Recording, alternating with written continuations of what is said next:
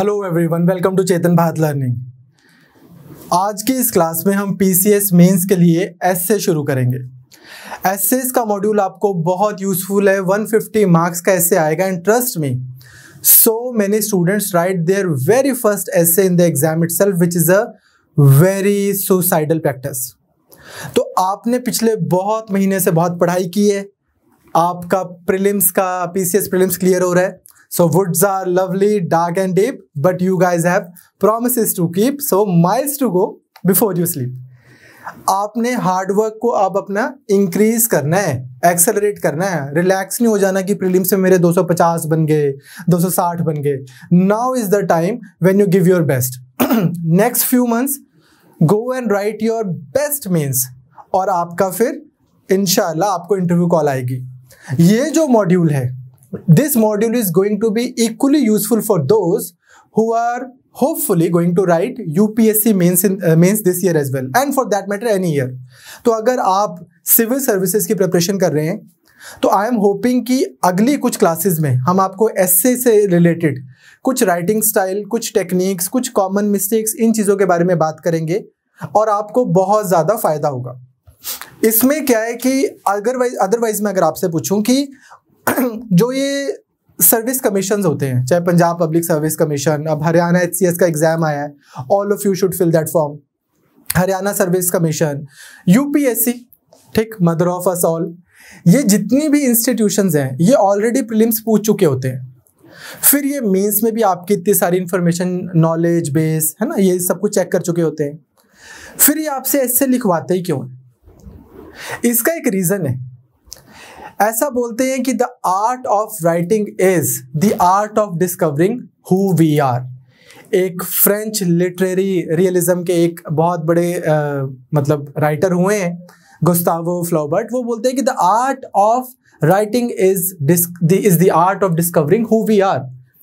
होता क्या, अगर आपने ध्यान से देखा हो, चाहे वो UPSC का एग्जाम देखा हो मेंस का, या किसी भी स्टेट सर्विसेज का, have you noticed one thing कि एस्से के लिए आपको इतना टाइम मिलता है कि आप अच्छे से अपने ब्रेनस्टॉर्मिंग करके अपने व्यू पॉइंट्स लिख सको। ना तो आपको इतना ही टाइम मिलता है कि it's a never ending phenomena कि आपके पास 10 घंटे हैं और आराम से सोच सोच के लिखो। ना अनलाइक मेंस ऐसा होता है कि आपको लगता है कि मैं जल्दी से आंसर को खत्म करूं और अगले पे जल्दी से मूव करूं एंड सो ऑन। एवरेज आपको 6 मिनट के आसपास एक आंसर लिखना होता है मेंस में। यहाँ पे the timeline given to you, the time allotted to you to write the to write the essay, it's so much that one can pour out the heart and the mind impromptu। जो आपके अंदर का दिल है, जो आपके दिमाग है, जैसा आप सोचते हो, जो आपकी पर्सनैलिटी है, वो बाहर निकल के आए। क्लियर? तो इस वजह से essay is not just about writing quotes। Essay is not just about writing multiple dimensions. जी मेरे को ऐसे आया था यूनिवर्सल बेसिक इनकम के ऊपर, मैं सारे पॉजिटिव्स और नेगेटिव्स लिखाया और मेरा ऐसे हो गया टड़ा। There is much more to an essay than this. आपकी पर्सनैलिटी, आपकी क्लैरिटी ऑफ थॉट, आपका वैल्यू सिस्टम, आपका कोर, वो सब कुछ निकल के आता है ऐसे में। इनफैक्ट आपने शायद बड़ी बार सुना होगा कि कुछ लोग ऐसे होते हैं जो ये क्लेम करते हैं कि वो हैंड राइटिंग देख के कि चलो जी ये पर्सन है, ये ऐसे करके अपने साइन करता है, तो इसकी पर्सनैलिटी के कुछ ट्रेट्स बताए जाते हैं। सुना होगा आपने। अदरवाइज जो लेटर्स ऑफ एन अल्फाबेट है वो तो सबके लिए सेम है, ए ऐसे लिखा जाता है और ए ऐसे लिखा जाता है, पर डिपेंडिंग ऑन कौन सा पर्सन उसको कैसे लिख रहा है, somebody out there can at least try to judge the personality।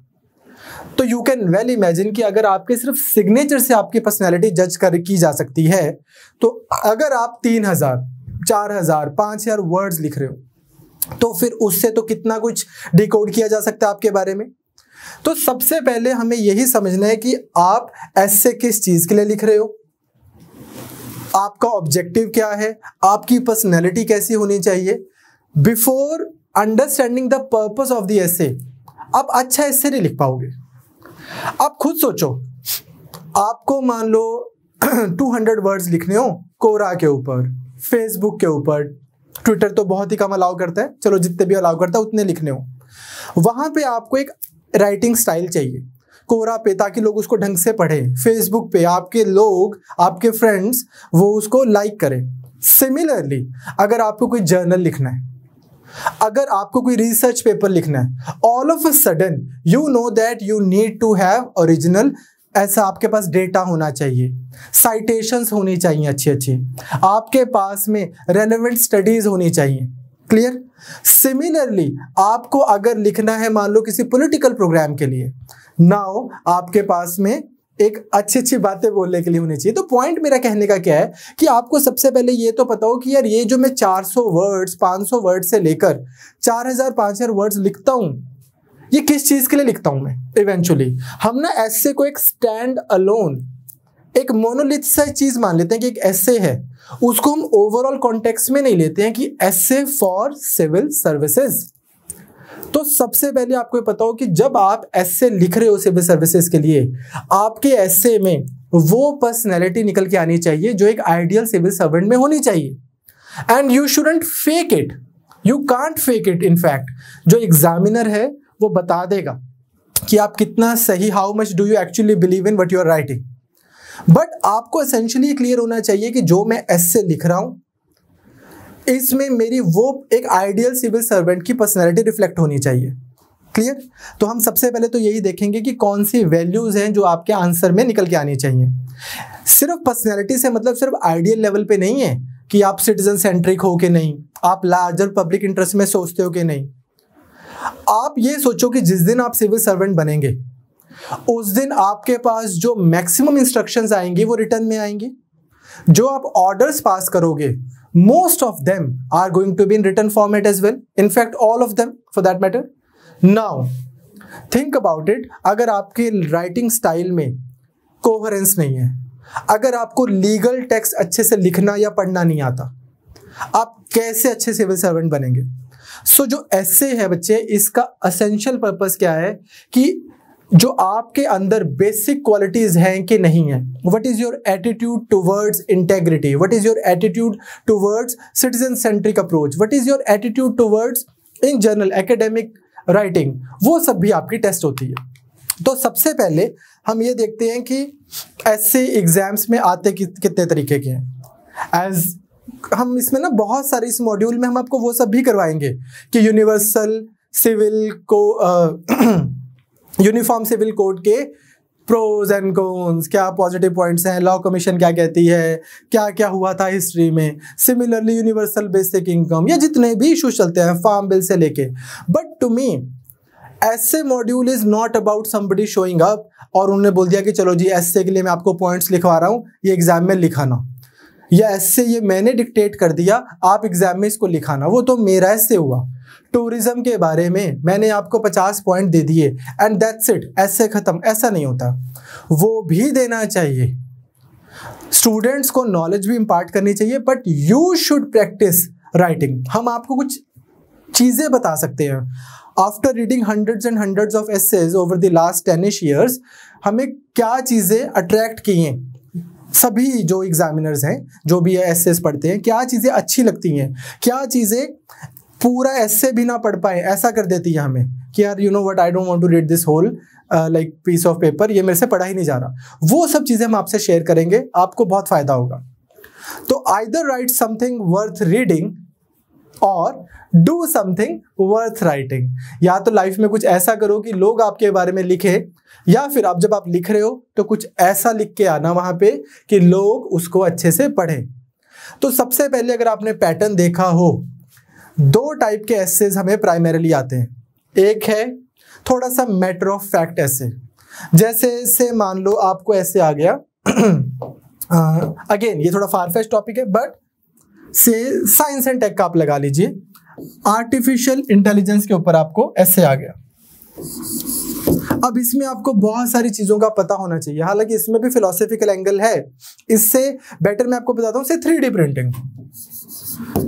3D printing के ऊपर आपको बस उन्होंने लिख दिया कि ऐसे लिखो, छोटा सा ऐसे। आपको पंजाब पीसीएस में तो एक इंग्लिश में भी ऐसे आएगा, इफ यू नो, कि एक इंग्लिश में ऐसे आएगा, एक पंजाबी में ऐसे आएगा, और 3 ऐसेज आएंगे जो ऐसे मॉड्यूल के अंदर आएंगे। अब 3D प्रिंटिंग में मैं लिख के आता हूं कि हम एक 3D प्रिंटिंग खरीदें, 3D प्रिंटर, उससे हम एक 3D प्रिंटर बनाएं और फिर वो वाला 3D प्रिंटर वापस कर रहे, ठीक। तो पॉइंट इज दिस कि एक तो ऐसा है कि थोड़ा सा रियल लाइफ टॉपिक्स के ऊपर ऐसे आ सकता है आपको, जिसमें यूनिवर्सल बेसिक इनकम ही एक पॉइंट लगा लो, अभी हम उसके बारे में बात कर रहे थे। सिमिलरली जीएसटी, ठीक। सिमिलरली इंडिया के बॉर्डर डिस्प्यूट्स आया हुआ है यूपीएससी में थोड़े टाइम पहले। अब मैं जैसे बॉर्डर डिस्प्यूट्स का ही एक पॉइंट लेता हूं, इसमें मुझे पता है that I have to start all the way, मतलब not necessarily in this order, पर मुझे पता है कि यार मैं इसमें ना सर क्रीक का इशू लिख के आऊंगा, मैं इसमें पीओके का इशू लिख के आऊंगा, सियाचिन का इशू लिख के आऊंगा, महाकली रिवर का नेपाल के साथ इशू लिख के आऊंगा, चुम्बी वैली वाला जो प्रॉब्लम चल रही है उसका लिख के आऊंगा। दिस डेज तो अब ये भी हो गया, गालवन वैली वाला इशू हो गया। फिर अरुणाचल प्रदेश में जो चाइना प्रॉब्लम क्रिएट करता है वो लिख के आऊंगा। फिर उसके बाद में बांग्लादेश के साथ जो हमारे इशू चलते रहते हैं वो लिख के आऊंगा। देन यहाँ पे आगे कच्छ थी वो आइलैंड के बारे में लिख के आऊंगा। इस तरह से आप बॉर्डर डिस्प्यूट्स का आपको पता है कि दीज आर दी थिंग्स, इन इश्यूज के बारे में मैं डिटेल में लिखूंगा। मैं सियाचिन मेंशन करूंगा NJ9814, सर क्रीक जब मैं मेंशन करूंगा 2 लाइंस, ठीक, और थालवेक प्रिंसिपल लिख के आऊंगा। एंड देन सिमिलरली सारी चीजों के ऊपर जब मैं रेलेवेंट चीजें फैक्ट लिख के आऊंगा, एग्जामिनर भी उसको डिस्प्यूट नहीं करेंगे क्योंकि वो फैक्ट्स हैं, they are for everyone out there. ये तो हो गया एक टाइप का ऐसे, जिसके लिए आपको चाहिए कि कोई आपको पढ़ाए, कोई आपको ये सारे टॉपिक्स करवाए, कोई आपको ये सारी नॉलेज इंपार्ट करे, और आप खुद भी न्यूज़पेपर पढ़ो, बुक्स पढ़ो। ये आपका काफी ज्यादा इंफॉर्मेशन बेस्ड ऐसे होता है, इसमें भी मार्क्स अच्छे आते हैं। एक हो गया बच्चे, दूसरा मेटाफिजिकल फिलोसॉफिकल ऐसे। क्लियर? यूपीएससी ने 2018 में काफी पूछे थे, आपको याद होगा। ऐसे वाले एसेज यूपीएससी में पूछे थे कि customary morality can not be a guide to modern life, या दूसरा ऐसे था, a people that value its privileges above its principles loses both. या एक ऐसे 2018 में ही था, reality does not conform to the ideal but confirms it. अब ये सब क्या है? यहां पे आपकी पर्सनैलिटी चेक की जा रही है, यहां पे आपके अंदर का प्रोफाउंड लेवल, आप कितना प्रोफाउंडली सोचते हैं, प्रोफंडिटी, कितनी आपके आइडियाज में डेप्थ है, how much do you ever sit down and contemplate about all the values जो हमें दी जाती है, वो सब चीजें चेक की जाती हैं। तो यहाँ पे, या इसमें एक सिंपल टॉपिक्स भी आ सकते हैं आपको मेटाफिजिकल में, जैसे an eye for an eye makes the whole world blind, I think therefore I am, do on to others what you want them to do to you, and then so on. ये सब हम करवाएंगे, पर मेरा कहने का point क्या है कि आप लोगों को ये समझना है कि सिर्फ पॉइंट्स इकट्ठे करके टूरिज्म का एस्से तैयार कर लिया, एजुकेशन का एस्से तैयार कर लिया, फार्म बिल का एस्से तैयार कर लिया, because I have got so many points written in front of me, आपके पास सिर्फ फॉर्डर तैयार हुआ है बॉडी अच्छी लिख के आने का। In my, to the best of my knowledge, whatever little I have, I don't think that is sufficient to write a decent essay.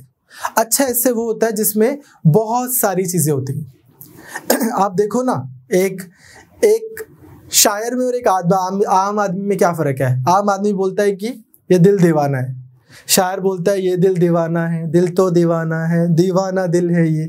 उसमें वो बहुत सारे एक्सप्रेशंस ऐड करता है, उसी चीज को वो अच्छे से दिल से, दिमाग के साथ साथ में दिल से भी लिखता है। So that's what I want you to do as well. आप स्टार्ट करेंगे हमारे साथ मॉड्यूल, तो आप अपनी चॉइस का, नाउ दैट यू नो कि मैं क्या बोल रहा हूँ व्हेन आई से matter of fact and when I से मेटाफिजिकल या फिलोसॉफिकल एस्से, आप अपनी चॉइस का एक एस्से उठा लीजिए, कोई भी एक एस्से। It could be fiscal federalism for somebody, it could be universal basic income for somebody, it could be subsidies, it could be COVID and its consequences on economy। कोई भी इशू आप एक अपना ये वाला उठा लीजिए, और एक आप उठा लीजिए फिलोसॉफिकल इशू, जस्टिस से रिलेटेड, लिबर्टी से रिलेटेड, इक्वालिटी से रिलेटेड, वुमेन इशू से related, and then so on. आप आज अपना पहला एस्से अपने पास ही रखिए, आप लिखिए, you should right 1 essay each, ज्यादा बड़ा मत लिखिए, चाहे you right 500 words here and 500 words here. ये मॉड्यूल जो फ्री ऑफ कॉस्ट है अदरवाइज भी, आप इसको पूरा अटेंड कीजिए। इसके बाद आई वुड सजेस्ट कि आप इन्हीं चीज़ों के ऊपर, जैसे ही हमारा मॉड्यूल खत्म होता है, ऐसी छोटी छोटी आपको कुछ वीडियोस देंगे, जैसे ही हमारा मॉड्यूल खत्म होता है आई वुड सजेस्ट कि आप इन्हीं 2 टॉपिक्स के ऊपर दोबारा ऐसे लिखिए। I am hopeful, I strongly feel कि आपको खुद फील होगा कि आपका राइटिंग स्टाइल में कुछ इंप्रूवमेंट्स आई हैं। अब हियर इज द थिंग, अब यहां से ना, अब हम आपको प्रीलिम्स के लिए नहीं पढ़ा रहे। प्रीलिम्स में क्या हो जाता था कि से आपने पूछा सर सस्पेंसिव वीटो प्रेसिडेंट की डिस्क्रिशनरी पावर है, हमने बोल दिया नहीं है, आपने बोला सर है, चलो जी हमने चेक कर लिया और बात खत्म होगी। बिकॉज जो सस्पेंसिव वीटो डिस्क्रिशनरी पावर नहीं है, ये एक फैक्ट है जो आपके और मेरे लिए अलग अलग नहीं हो सकता। ठीक, साइंस आप पढ़ रहे हो, एपोजी पोजीशन पेरिजी पोजीशन में कंफ्यूजन है, तो वो हम चेक कर लेते हैं और हमें एक सिंगल कंक्लूजन पे आ जाते हैं। अब जब हम आपको मेंस के लिए पढ़ा रहे हैं तो बहुत सारे व्यू पॉइंट्स पढ़ाए जाएंगे, बहुत सारे पर्सपेक्टिव्स पढ़ाए जाएंगे, बहुत सारी ऐसी टेक्निक्स भी बताई जाएंगी जो शायद किसी बच्चे को सही नहीं लगे। तो आपको जो जो काम का लग रहा है वो अपने पास रख लेना है। जो आपको लगेगा कि नहीं ये मेरे ऊपर अप्लाई नहीं होता या मेरे काम का नहीं है, उसको आपने इग्नोर कर देना है। एक कोई सिंगल स्ट्रेटेजी एग्जिस्ट नहीं करती है, कोई सिंगल एस्से भी एग्जिस्ट नहीं करता है कि लो जी एक टॉपिक था, let's take states and centre के किसी इशू पे लगा लीजिए, फेडरलिज्म पे लगा लीजिए। कोई ऐसा एक सिंगल एस्से एग्जिस्ट नहीं करता कि ये सीबीएन ने लिख दिया ये परफेक्ट एस्से है, कोई इससे बेटर नहीं लिख सकता। And that's true for every essay out there, आपके लिए भी यही ट्रू है। तो आपको जो अच्छा लगेगा वो आपने रख लेना है, जो आपको अच्छा नहीं लगेगा वो आपने छोड़ देना है। अब सबसे पहले हम वापस आते हैं, अब एस्से में हम आपको करवाएंगे क्या। आज मैं आपसे एक बेसिक सा एक ओवरव्यू डिस्कस कर रहा हूं कि हमें एस्से में क्या क्या चीजें हमेशा ध्यान में रखनी है बिफोर राइटिंग एनी एस्से। ये सब पे अप्लाई होता है। The principle that I am going to tell you today वो सब पे अप्लाई होता है, because I am assuming that everybody watching this video is hoping to write UPSC mains और स्टेट सर्विसेज मेंस। क्या है कि जैसे मैंने अभी आपको बताया कि अगर मुझे यूट्यूब के किसी वीडियो का थंबनेल लिखना है तो मुझे अब कुछ क्लिक बेट लिखना है कि बच्चों को क्लियरली पता लग जाए कौन सा कोर्स, कौन सा लेक्चर, कौन सा क्या। सिमिलरली मुझे कोरा पे कोई पोस्ट लिखनी है तो जो पर्सन ने क्वेश्चन पूछा उसका एक कंसाइज सा अच्छा आंसर मिल जाए। तो पॉइंट अगेन वही कि मुझे पर्पस क्लियर हो। सबसे पहले आपको पर्पस पता होना चाहिए कि आपके एस्से का पर्पस क्या है। वो ये है कि you are writing an essay for civil services exam, so you must aim to express clearly to the examiner that you are the most suitable boy for the job और गर्ल फॉर द जॉब। आपके पास आपके एस्से के through उसको पता लगे कि हाँ ये I would want this student to be in Indian civil services. अब वो क्या क्वालिटीज है, क्या क्वालिटीज हैं जो आपके एस्से में रिफ्लेक्ट करें जिससे उसको लगे कि हाँ ये बच्चा अच्छा एस्से, नॉट ओनली अच्छा एस्से लिखा है पर इसकी पर्सनैलिटी भी अच्छी है, वो इन्विजन कर सके कि कैसा बच्चा होगा ये। सबसे पहली चीज क्वालिटीज में नॉलेज। जिसको नॉलेज नहीं है इन मोस्ट केसेस वो एस्से तक पहुंच ही नहीं पाएंगे। बट स्टिल आपको अच्छे से हर एक टॉपिक की, आप साल 2 साल तैयारी करते हो, आपको नॉलेज होनी चाहिए। और आपको नॉलेज कैसे होती है? न्यूज़पेपर पढ़ के। यहाँ पे there exist hardly any class taken by me personally और अदरवाइज फ्रॉम आवर इंस्टीट्यूट जहाँ पे हम न्यूज़पेपर रीडिंग पे हम फोकस नहीं करते। आपको न्यूज़पेपर पढ़ना और वो आपने पढ़ना है। हमने न्यूज़पेपर की समरी बना दी, पर्सन बी ने समरी बना दी, सी ने समरी बना दी। That is a very vicarious way of studying कि भाई आप मेरे लिए न्यूज़पेपर पढ़ दो, आप मुझे बता दो इसमें से 4 काम की चीज़ें, फिर उसमें से भी आप देख लो कि आप मुझे आज PDF में उन 4 में से कौन सी 2 चीज़ें लिख के देना चाहते हो, मैं वो पढ़ लूँगा। This is not how you are suppose to, like this is not the right attitude. Newspaper पढ़ना होता है। जिसको 2 घंटे लगते हैं न्यूज़पेपर पढ़ने में वो 2 घंटे पढ़े, जिसको 3 लग रहे हैं अभी वो 3 पढ़े, जिसको 1 घंटे में 45 मिनट में पढ़ा जाता है वो उतना पढ़े। पर न्यूज़पेपर इंडिस्पेंसेबल है। जिसको 2 घंटे लग रहे हैं उसको 1 महीने में 45 मिनट्स 1 घंटा लगेगा, जिसको 3 लग रहे हैं उसको 2 महीने में 2 घंटे लगेंगे। बट क्योंकि हर रोज कुछ नया थोड़ी आ जाएगा, धीरे धीरे धीरे धीरे you will be able to skip and skim through the newspaper. पर ये पढ़ना आपने होता है। हाँ, पुराने टाइमों में आपको उनके नोट्स भी बनाने पड़ते थे बहुत ज़्यादा। Today there are so many institutes out there who are doing that hard work for you. कोई समरी बना देता है, कोई एडिटोरियल के इंपॉर्टेंट पॉइंट्स लिख के दे देता है, तो वहां तक तो हेल्प ठीक है। सी ऑल दीज मॉड्यूल्स जो आपको मिलते हैं, current affairs modules, they are called supplement for a reason, because वो सप्लीमेंट है भाई। जैसे जिम में होता है ना कि आप खाना थोड़ी खाना छोड़ देते हो कि अब मैं वे प्रोटीन खाने लग गया, बट वो सप्लीमेंट करेगा आपकी प्रोटीन डेफिशिएंसी। सिमिलरली यहाँ पे आप नोट्स, न्यूज़पेपर पढ़ना नहीं छोड़ो। आप जब अब न्यूज़पेपर पढ़ो एस्से के पॉइंट ऑफ व्यू से, तो आप थोड़ा सा और देखा करो कि ये एक्सप्रेशन कैसा है। Can I also right it in similar manner? For example, Indian express में रिसेंटली एक आर्टिकल, मान लो कोई हर रोज आता है, मैं आपको एग्जांपल दे रहा हूँ कि इंडियन एक्सप्रेस में रिसेंटली एक आर्टिकल था। वो आर्टिकल ही कैसे स्टार्ट हुआ कि किसी एक छोटी सी बच्ची की स्टोरी की से, मान लो ज्योति, a 12-year-old girl from Jalandhar is doing this, she goes to, like, मान लो मैंने स्टोरी बना दी कि ज्योति एक 12 साल की लड़की है जलंधर की, और वो स्कूल में डेली बहुत अच्छा परफॉर्म कर रही है, डिसिप्लिन बच्ची है, अच्छा पढ़ती है, लेकिन एक दिन फिर वो ज्योति स्कूल नहीं जाती, फिर अगले दिन भी नहीं जाती, उससे नेक्स्ट डे भी नहीं जाती। टीचर इंक्वायर करता है तो पता लगता है कि ज्योति के भाई ने स्कूल छोड़ दिया, इसलिए अब ज्योति को भी उसके घर वालों ने स्कूल से हटा दिया। इस एनेक्डोट से फिर वो राइटर यहाँ पे पहुंच जाता है कि there are like millions of Jyotis out there who just have to quit school just because उनके ब्रदर्स ने स्कूल छोड़ दिया। और यहाँ से फिर वो इशू शुरू होता है कि हाउ लड़कियों की एजुकेशन मेन स्ट्रीम एजेंडा ही नहीं है। तो मतलब एक एनेक्डोट से उन्होंने शुरू कर दिया। इसी तरह से आप जब न्यूज़पेपर पढ़ते हैं, आपको बहुत अलग अलग तरीके समझ आते हैं लिखने के। आप कोई न्यूज़पेपर को बस इसलिए नहीं पढ़ते कि ये क्वेश्चन प्रीलिम्स में आ जाएगा, मेंस में आ जाएगा, आपको ध्यान रखना है इन चीजों का। अब यहाँ पे जब आप लिखते हो, आई एम होपिंग इस मॉड्यूल में मैं आपको कुछ नॉलेज तो दूंगा नहीं, वो तो हमारी अलग क्लासेस चलती हैं जीएस की, बट ऐसे में एक और चीज भी होती है भाई। कौन सा एग्जामिनर को पता होगा? इतने फैक्ट्स किसको ही पता होते हैं? Then people tend to right, like people just tend to like cook things up. कोई नॉलेज अपनी वहीं पे क्रिएट कर दी कि recently a survey was held by this and this was the outcome. कौन सा सर्वे? क्यों नहीं पता होगा एग्जामिनर को यार? एग्जामिनर के पास में भी वही गूगल है, वो सर्च कर सकता है। So like George Bernard Shaw once said that beware of false knowledge, it is more dangerous than ignorance. Exam में भी आप वो लिख के नहीं आओगे, क्योंकि एग्जामिनर ये एक्सपेक्ट करता है कि सिविल सर्वेंट जो है वो फॉल्स नॉलेज नहीं ऐसे लिखता होगा यहाँ वहां पे।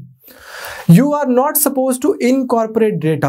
You are not supposed to create quotations and जैसे गांधी जी अगर आज जिंदा होते बोलते यार इतनी सारी चीजें जो मैंने कभी बोली नहीं यार मेरे पे डाल देते हो तुम, ठीक, या ऐसा करके नीचे गांधी लिख दिया। एल्बर्ट आइंस्टाइन इसका क्विंटेसेंशियल एग्जांपल, ठीक।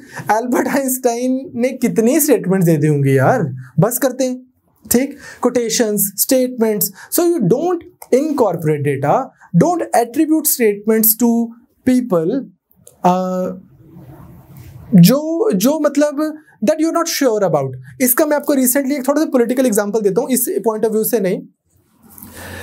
रिसेंटली एक मैसेज सर्कुलेट हो रहा था।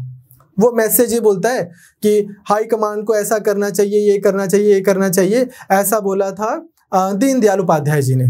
तो उस पर एक अभी टीवी डिबेट में चल रहा था, वो बोलते कि अरे फेक न्यूज़ की ही बात चल रही थी, व्हाट्सएप्स की। तो उन्होंने बोला कि यार Deendayal Upadhyay ji high command word ही नहीं यूज़ करेंगे, ये कोई बात बन रही है? You understand?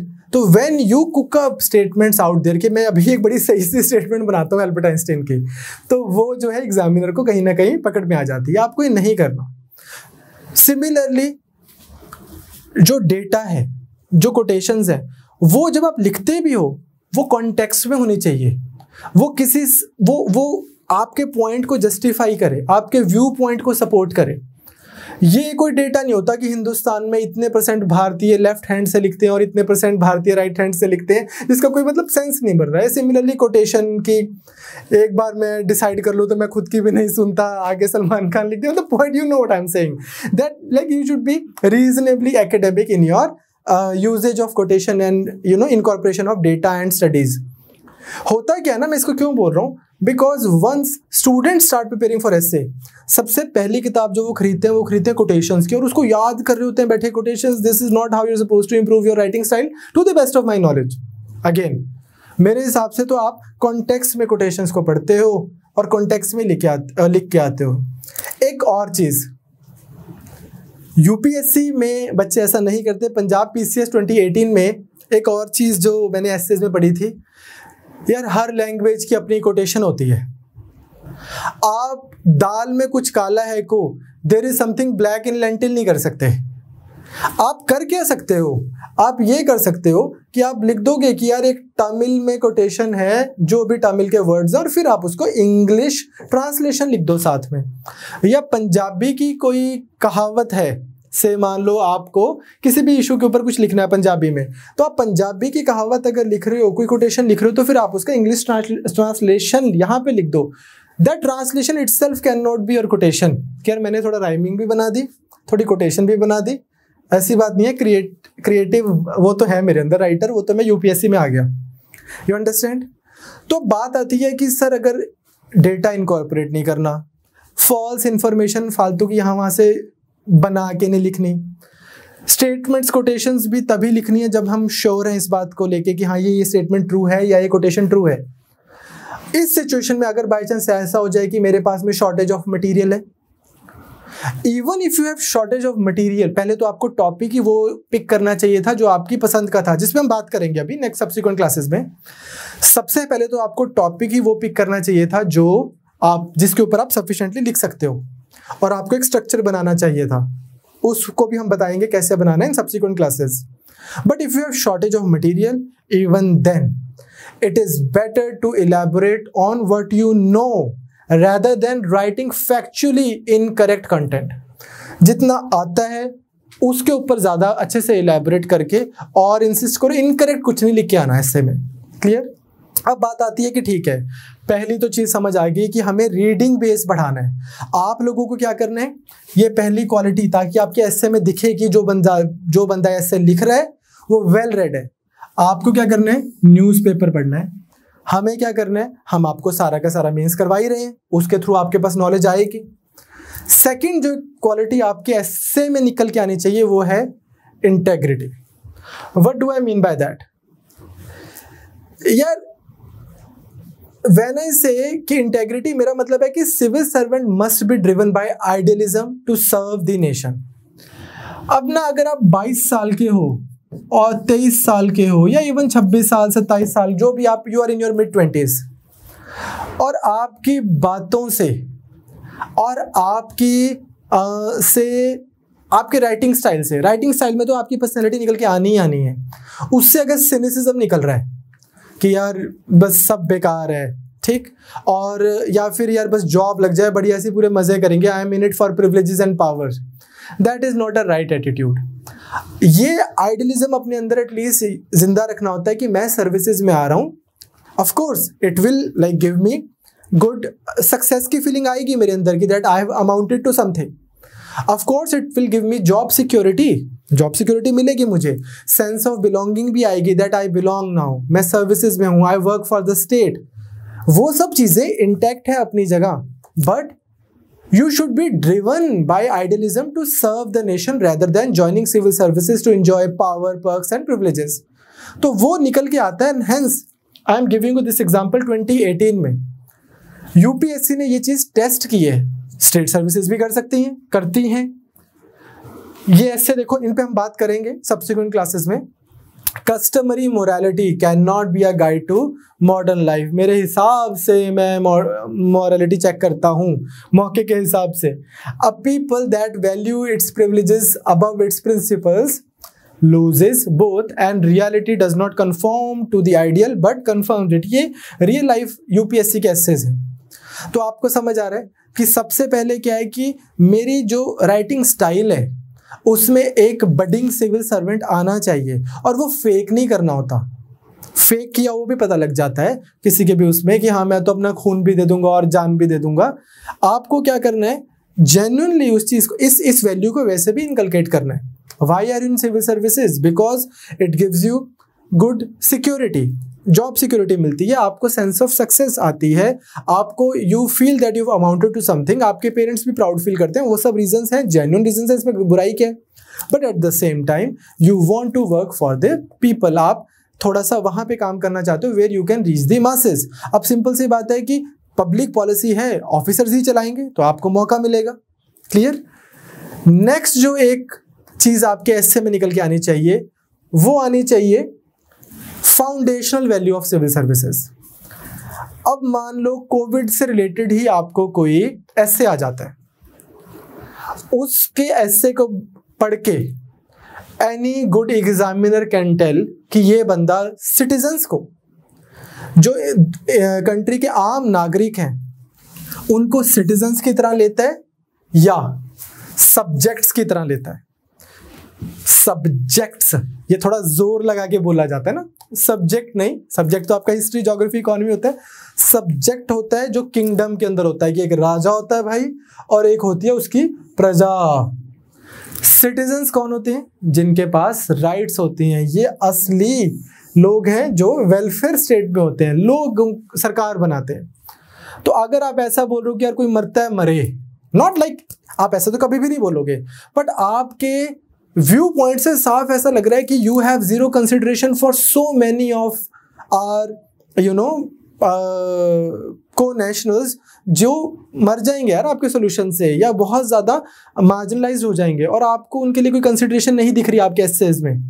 तो क्लियरली यू ट्रीट इंडियंस जो लोग हैं subjects and not as citizens. लेकिन एट द सेम टाइम ये भी नहीं है कि आप कुछ प्रैक्टिकल बात ही नहीं कर सकते, वो भी रहेगा। तो यही तो है फिर सारा एक सिविल सर्विसेज का ऐसे का चैलेंज ही है, that you sound practical without sounding arrogant. You sound as if you want to serve, you know, and not sounding as if you want to rule. उस तरीके से impartiality आपके एस्से में दिखनी चाहिए। पॉलिटिकल नेचर का एस्से है, even so much so कि से फिस्कल फेडरलिज्म का एस्से है, फिस्कल फेडरलिज्म या फेडरलिज्म का ही एस्से। एक फेडरलिज्म का एस्से ऐसा लिखा जा सकता है which can make India sound an empire, कि यार ये कोई देश नहीं है, ये एम्पायर है। और उस एस्से में एक भी ऐसी बात नहीं लिखी होगी जो फैक्चुअली इनकरेक्ट होगी। बट डोंट यू थिंक कि वो इम्पार्शियल एस्से ही नहीं हुआ, वो सिर्फ स्टेट्स का ही पर्सपेक्टिव लिख रहा है, वो सेंटर का पर्सपेक्टिव तो उस एस्से में मिसिंग ही नहीं है। आई कैन राइट एन एस्से, इतने सारे उसमें मैं पॉइंट्स लिख दूं कि यार ऑल इंडिया सर्विसेज क्या कर रही हैं आपकी, स्टेट्स अपनी सर्विसेज रखेंगी। मैं इससे लिख दूं केसी वीर से भी ज्यादा मैं बता दूं कि ये तो जी मतलब क्वाजी फेडरल भी नहीं है, सूडो फेडरल है। क्या कर रही है आपके गवर्नर क्यों है भाई, और गवर्नर ऐसे ऊपर से क्यों आता है, ये आफ्सपा क्यों लगता है हमारी कंट्री में? क्लियर? अरे राज्यसभा में सबके पास बराबर सीट्स क्यों नहीं है? एंड ऐसे मैं नेवर एंडिंग लिस्ट दे दूं, why do you have more number of subjects, why there have been so many cases of presidential rule in India. इस तरह से मैं इतने सारे पॉइंट्स लिख दूं जस्टिफाइंग एज वेल कि हाँ इंडिया में कोई फेडरलिज्म ही नहीं है, और फैक्चुअली भी करेक्ट हो। तो ये नहीं होता। लेकिन आप तैयारी कर रहे हैं सिविल सर्विसेज की, आपको समझना है कि यूनियन की अपनी लिमिटेशंस होती हैं, स्टेट्स की अपनी लिमिटेशंस होती हैं। यूनियन और स्टेट्स को हार्मनी में चलना होता है, उसमें कभी यूनियन को कॉम्प्रोमाइज करना पड़ता है, कभी स्टेट्स को ऐसा कॉम्प्रोमाइज करना पड़ता है, but that's how a nation of this size and stature is governed. तो impartiality, not only political impartiality, वो हर चीज में आपकी दिखनी चाहिए। Caste impartiality, region impartiality, political structure style impartiality and so on. Political neutrality तो है ही है। सिमिलरली ऑब्जेक्टिविटी, जो सही है वो सही है, जो गलत है वो गलत है। ये आपके एस्से में निकल के आना चाहिए। आप के पर्सनल प्रेफरेंसेस एंड बायसेस से आप हर एक चीज को, ये अब आप जैसे कोई भी एग्जांपल ले लो, because this classes are also going to be primarily for Punjab PCS essay. Punjab में हम लोगों ने, I am like early 20s mid 20s born, थोड़ा कम, और 70s और 60s वालों ने थोड़ा ज्यादा। 80s में 90s में बहुत डार्क टाइम्स रहे हैं पंजाब में, टेररिज्म के टाइम्स पे कितनी सारी प्रॉब्लम रही है, वायलेंस रहा है स्टेट में, बहुत स्ट्रगल किया है। नाउ थिंक अबाउट इट, यही जो टेररिज्म का इशू है पंजाब का, ये मैंने पहन ली ग्लासेस एक टेररिस्ट की। अब मैं सारी चीज को अलग तरीके से दिखा सकता हूँ।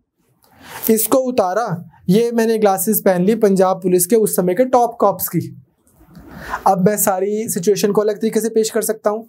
इसको उतारा, ये मैंने ग्लासेस पहन ली एक ऑर्डिनरी सिटीजन की जो ना टेररिस्ट था, या उनसे सिंपैथाइज करता था, ना पुलिस की तरफ ही था। He was just minding his own business, but किसी कारण से वो इस तरफ या उस तरफ फंस गया।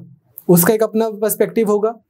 इंडिया, इंदिरा गांधी, जिसको अंगामी फिजो से लेके, नागालैंड से लेके all the way to Gujarat and all the way to ऊपर से लेके कश्मीर से लेके कन्याकुमारी मैनेज करना है, उसका एक अपना पर्सपेक्टिव रहा होगा कि यार पंजाब में क्या चल रहा है। पाकिस्तान, जिनको ये लग रहा है कि अभी 71 में हमें 2 हिस्से करके हटे हैं, अब हम बताते हैं इन्हें पंजाब में, उनका एक अपना रहता है। तो कहने का मेरा पॉइंट क्या है कि जब हम ऐसे लिखते हैं किसी भी इशू के ऊपर, तो ऐसा नहीं फील होना चाहिए कि पर्सन ने बस एक ग्लासेस पहने हुए हैं और वो उसी रंग का ही उसको सब कुछ दिख रहा है। सब कुछ सोशलिस्ट पर्सपेक्टिव से लिखा जा रहा है या कैपिटलिस्ट पर्सपेक्टिव से लिखा जा रहा है, free market economy and so on. You understand? Then we have talked about it earlier as well, dedication to public service. ये तो आपके अंदर होना भी चाहिए। लोग जो हैं, once you will get into the services, लोग बहुत उम्मीद करके, बहुत आस करके, लोग बहुत परेशान होते हैं, तब वो आते हैं अपना काम छोड़ के कि कोई ऑफिसर मेरे को, हमें ये जो है ना, from birth certificate to death certificate, जो एक टिपिकल सिटीजन की लाइफ है उसमें वो आपको बहुत ज़्यादा बार बार उसको वो आपको अप्रोच करेंगे, तो आपको थोड़ा सा सर्विस के भाव से उनके साथ में पेश आना है, वो आपकी पर्सनैलिटी का ट्रेट हो। Tolerance and compassion towards weaker section, ये सब निकल के आना चाहिए। अब ये तो हो गई एक चीज। एक और चीज जो मैंने यूजुअली मतलब कम बच्चों के ऐसे में देखी है, पर देखी है, इसलिए I wanted to discuss this as well. हमारी कंट्री का एक कॉन्स्टिट्यूशन है। मैंने आपको पॉलिटिकल थ्योरी पढ़ाते हुए एक चीज बोली थी, वो ये बोली थी कि लेट्स टेक हमारी कंट्री में या हमारी कंट्री क्या, फॉर दैट मैटर किसी भी कंट्री में एक किसी भी इंडिविजुअल के ऊपर कितने सारे लॉज अप्लाई हो रहे होते हैं, जैसे कि कस्टम्स, पुराने रीति रिवाज, जैसे कि रिलीजन के एक अपने लॉज हमारे ऊपर एप्लीकेबल होते हैं, कस्टम्स के हमारे ऊपर एप्लीकेबल होते हैं, traditions and customs, similarly natural rights, natural laws. उसमें after the advent of this whole modern nation state idea, after the treaty of Westphalia, और जैसे आज पूरी दुनिया में हमने स्टेट्स बना रखी हैं, सर्वोपरि तो भाई पॉजिटिव लॉ है, देश का लॉ है, कॉन्स्टिट्यूशन ऑफ इंडिया है। कॉन्स्टिट्यूशन ऑफ इंडिया है तो आप सिविल सर्वेंट हैं, कॉन्स्टिट्यूशन ऑफ इंडिया है तो सुप्रीम कोर्ट है, पार्लियामेंट है, एग्जीक्यूटिव्स हैं और आप लोग हो। You must show loyalty towards the constitution. और ऐसा भी नहीं है, ऑन अ डिफरेंट नोट, ऐसा भी नहीं है कि जितने ब्यूटीफुली हमारे कॉन्स्टिट्यूशन में फिलॉसफीज लिखी हुई हैं कि आपको अपने दिल पे पत्थर रख के ये करना पड़ेगा कि यार ये क्या बात बनी। कॉन्स्टिट्यूशन ऑटोमेटिकली इतनी ब्यूटीफुल आइडियाज की बात करता है जो अदरवाइज भी you should have loyalty towards it. Wouldn't you want justice, liberty, equality, fraternity among all? Wouldn't you want India to be a sovereign, socialist, secular, democratic republic? Everybody would want, like for themselves and for others as well, the expression, the freedom of thought, expression, belief, faith and so on. तो ऐसा नहीं है कि आपको कोई, जिसको बोलते हैं ना कि कोई इंटरनल कॉन्फ्लिक्ट हो जाएगा कि यार लॉयल्टी टुवर्ड्स कॉन्स्टिट्यूशन के चक्कर में मेरे को ना अंदर ही अंदर बहुत प्रॉब्लम हो रही है, बट वो आपके ऐसे में रिफ्लेक्ट होना चाहिए that yes you have utmost respect for the constitution as well. अब इसके बाद जो पॉइंट है ना, ये सबसे इंपॉर्टेंट है, आपके एसे राइटिंग में क्लियरली निकल के आना चाहिए, that is clarity of thought. Now clarity of thought का मतलब आपको थोड़ा सा समझना है। कोई भी इशू, जैसे मतलब बच्चे आते हैं हमारे पास, सर पिछली बार यहाँ का ये वाला मेंस लिखा था, ऐसे में नंबर नहीं आए, या ये वाला टॉपिक लिखा था इसमें नंबर नहीं आए। क्या लिख के आए थे सर? सब सारे मेरिट्स भी लिख के आए थे, सब डीमेरिट, सब फायदे नुकसान सब लिखाए थे, सब कर दिया। ठीक, ऐसे नहीं होता है। There is more to clarity of thought than merely discussing about the merits or demerits of any decision। यार ये तो कोई भी कर देगा, इसमें फिर सिविल सर्वेंट वाली क्या क्वालिटी हुई? किसी भी पर्सन को, कोई रिपोर्टर, कोई जर्नलिस्ट, कोई एडवोकेट, कोई भी थोड़ा बहुत पढ़ा लिखा पर्सन किसी भी एक चीज के पॉजिटिव्स और नेगेटिव्स बता देगा। इसमें आप पत्थर नहीं, आपने क्या है, पहाड़ नहीं तोड़ा है। डिफिकल्ट क्या है कि ट्रिकी सिचुएशंस हैं, जैसे कि हमारा फार्म बिल के जो चल रहे हैं 3 इश्यूज। डिफिकल्ट सिचुएशंस में आप ये तो देखती हो कि मेरिट्स और डीमेरिट्स क्या है, but you also learn to take a practical workable stand in favor of the nation and in the public interest। Merits और डीमेरिट्स में बात खत्म कर देना ये तो कोई भी कर लेगा, लेकिन इसके बाद में एक ऐसा स्टैंड लेना जो प्रैक्टिकल तो है बट प्रैक्टिकल है, वर्केबल भी है, और लार्जर पब्लिक इंटरेस्ट में, देश हित में, अंत्योदय वाले जो पर्सन जो एंड में जो बिल्कुल मार्जिनलाइज्ड है उनको सपोर्ट करेगा। आपके आंसर्स में, आपके एसेज में कोई कंफ्यूजन, कोई एम्बिग्यूटी नहीं होनी चाहिए। डिफरेंट पर्सपेक्टिव्स देना एक बात होती है। मैं कोई भी इशू उठा लो, आप लो लिबर्टी का इशू, लिबर्टी के इशू पे मार्क्सिस्ट अपने हिसाब से बोलेंगे कि लिबर्टी कुछ होती नहीं भाई, आइडिया तो फ्रीडम है, लिबर्टी के नाम पे एक्सप्लॉयटेशन होती है। क्लासिकल लिबरल्स अपने हिसाब से बोलेंगे कि लिबर्टी होनी चाहिए। सोशलिस्ट लिबरल अपने हिसाब से बोलेंगे कि नहीं नहीं वेलफेयर स्टेट होनी चाहिए। नियो लिबरल अपने हिसाब से बोलेंगे कि मैक्सिमम लिबर्टी होनी चाहिए, हम तो बोलेंगे एब्सोल्यूट लिबर्टी कर दो। लेकिन ये आप पर्सपेक्टिव दे आए, गांधी जी का भी पर्सपेक्टिव दे आए लिबर्टी पे, आप कम्युनिटेरियनिज्म होना चाहिए, कोऑपरेशन होनी चाहिए। इसी तरह से आप डिफरेंट पर्सपेक्टिव्स दे रहे हो, वो एक चीज है, बट उसके बाद आपके आंसर में आप क्या बोलना चाह रहे हो उसमें भी अगर कंफ्यूजन या एम्बिग्यूटी है ना, मजा नहीं है फिर। हैविंग सेड दैट, जब आप बोलोगे ना कि इस तरह से डिफरेंट पर्सपेक्टिव्स के बाद हमारे इंडिया के कॉन्टेक्स्ट में हमारी सोसाइटी आज जहां पे खड़ी है, आज 2021 में, according to us, according to that situation, the most practical workable stand is this to the best of my limited knowledge, humble knowledge, modest knowledge। ठीक, so giving diverse viewpoints but unambiguous solution of the problem with justifiable reasons कि ये मेरे पास 4 options थी, ये 4 options मेरे पास में थी, ये पॉजिटिव्स हैं, ये नेगेटिव्स हैं, इसमें ये वाला स्टैंड एक वो कुछ आप नया भी निकाल सकते हो उन्हीं में से, ये वाला स्टैंड बेटर लग रहा है because, and then you should have sufficient justification which is sounding rational to the arm length distance person पे।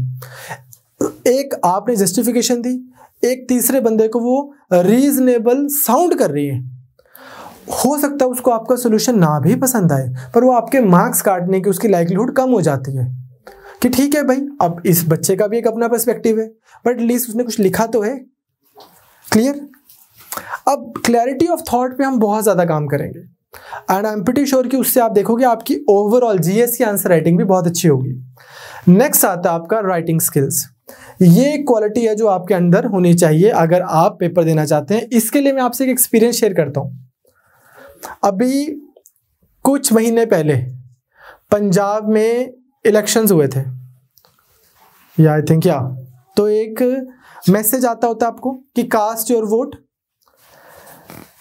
तो पहले मैसेज ऐसे आया, कास्ट योर वोट। अब ये देखो, कास्ट योर वोट, ये तो जाति हो गई। Caste, the word caste is coming from a Portuguese word कास्टा। ठीक, ये कास्ट नहीं है। फिर उन्होंने दूसरा मैसेज भेजा, कास्ट योर वोट, तो यहां पे भी थोड़ी सी प्रॉब्लम होगी।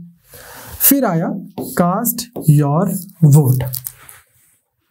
नाउ थिंक अबाउट इट, कितना ही एम्बैरेसिंग हो सकता है। I don't remember which state it was because I live in like Punjab, Haryana and Chandigarh, तो यहाँ पे आई डोंट रिमेंबर विच कौन सी स्टेट से आया, but the point is this कि कितना एम्बैरेसिंग हुआ होगा। अब आप लोग हो, ब्यूरोक्रेट्स बनोगे, you will be writing orders, you will be receiving orders in return, everything will be, most of the things will be legal in nature। उसमें जो आपका राइटिंग स्टाइल है, जो आपका डिसीजन, जो इम्प्लीमेंटेशंस होंगी वो रिटर्न ऑर्डर्स के थ्रू होंगी। तो उसमें 2-3 चीजों का आपने ध्यान रखना है राइटिंग स्किल्स में। पहला, आप ग्रामेटिकली करेक्ट चीजें लिखेंगे अपने एसे में। अब इसमें भी एक चीज है, आपको इसके लिए कुछ स्पेशल नहीं करना है। अनु मैम आपको इंग्लिश के लिए पढ़ाएंगे, आपके पंजाब पीसीएस में इंग्लिश भी 100 मार्क्स की आएगी, 50 मार्क्स की ग्रामर और 50 मार्क्स का आपका other comprehension and press writing and all that. जो मैम आपको करवाएंगे आप उसको अच्छे से करोगे और उसको आप अपने एसेस में इंप्लीमेंट करोगे। अब इसमें ऐसा नहीं है आपको ग्रामर नाजी बनने की जरूरत नहीं है, बट एनोइंग नहीं होना चाहिए आपका writing style. I repeat, grammar Nazi बनने की जरूरत नहीं है, but you should write clear, like you know, grammatically correct sentences, number 1। दूसरी चीज यार, एक हमेशा बच्चों को ये थोड़ी सी कंफ्यूजन रहती है कि किस लेवल की इंग्लिश लिखनी है, कौन से लेवल की इंग्लिश एग्जिस्ट करती है, पहली बात तो ये है। बट अदरवाइज मैं एक थंब रूल देता होता हूँ, जिसको समझ आए पसंद आए वो रख सकता है। जब आप अपना लाइफ में ऑप्शनल लिख रहे होते हो, से political science optional, history optional, geography optional, I would suggest कि जितने एक लैंग्वेज में इग्नू के नोट्स लिखे होते हैं, इस लेवल की इंग्लिश मोर देन सफिशिएंट है ऑप्शनल में। जब आप एस्से लिख रहे हो, जितने लेवल के आप न्यूज़पेपर्स पढ़ते हैं, the Hindu, Indian express, Punjab में हो आप, even the Tribune for that matter, बस इतने लेवल की आपको इंग्लिश लिखनी है। वहां पे आपको ऐसे ऐसे वर्ड्स ढूंढ के लिखने की जरूरत नहीं है ऐसे में कि एग्जामिनर को लगे कि यार इस बच्चे को पक्का शशि थरूर ने ट्रेनिंग करवाई है। आपको ऐसा भी लिखने की जरूरत नहीं है कि एग्जामिनर को ना पढ़ के ही मजा नहीं आ रहा, उसको लग रहा है कि फ्लो ही नहीं बन रहा है, इसको तो अभी बेसिक से लिखना ही नहीं आ रहा है, ये कैसे ब्यूरोक्रेसी में काम करेगा। You understand? तो राइटिंग स्किल्स के ऊपर हम वैसे भी काम करेंगे, जो अदरवाइज स्किल्स की बात है। बेसिक इंग्लिश जो आपको अपनी स्ट्रॉन्ग करनी है वो आप उस मॉड्यूल के थ्रू कर लेना। ऐसी छोटी छोटी गलतियां हमें नहीं चलेंगी। नेक्स्ट आता है आपका last but not the least, आपके एस्से में होनी चाहिए एक बहुत अच्छी प्रेजेंटेशन।